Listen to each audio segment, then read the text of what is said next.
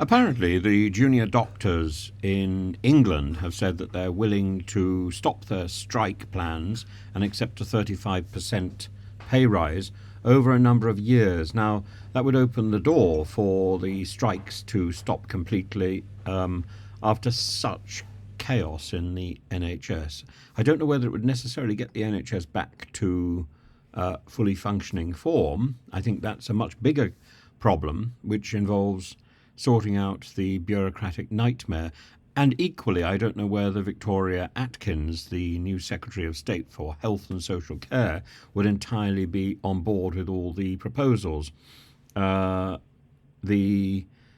co-chair of the British Medical Association's Junior Doctors Committee is a person called Vivek Trivedi, who says that it's not expected that pay will happen overnight.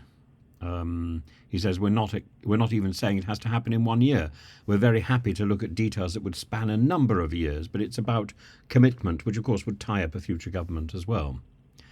And the 6-day walkout, which has just started, coincides with the walkout of the trains, which makes it impossible to travel anywhere. And the strike, the doctor's strike, is supposed to end at 7 a.m. on January the 9th. It will be the longest health strike since the NHS was founded in 1948 and follows all the little stoppages on the way. There were weeks of talks at the end of last year. The BMA rejected the government's offers, and that was the 3% pay uplift that would still have amounted to pay cuts, apparently. And what we've heard from Victoria Atkins is that if the strikes are called off, she and the government would immediately restart talks, but those talks should never have been stopped. This hard-lined approach is absurd.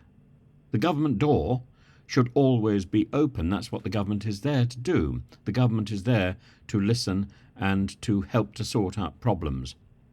It's not there to set up these sort of in a huff sulks.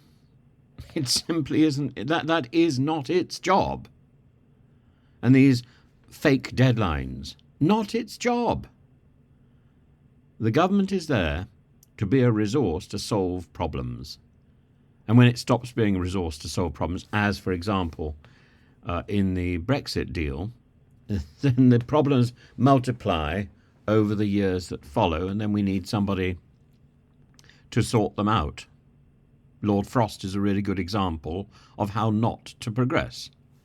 As I say, sulking is not part of the programme of dealing with legislation, of dealing with industrial action for a government. It's the government is there to act, not to be inactive. Why should we pay a government to be inactive? They might as well be on strike.